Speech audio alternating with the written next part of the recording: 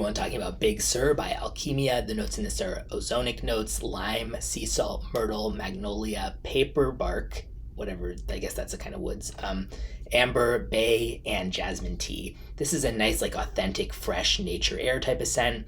It's a little too ozonic for my personal taste. I just don't really like ozonic notes. But I think it's really well done for what it's going for, and it's kind of like relaxing yet invigorating, like real nature. Unisex, leaning masculine, low to moderate longevity, and low projection. And I will link in the description where you can check it out.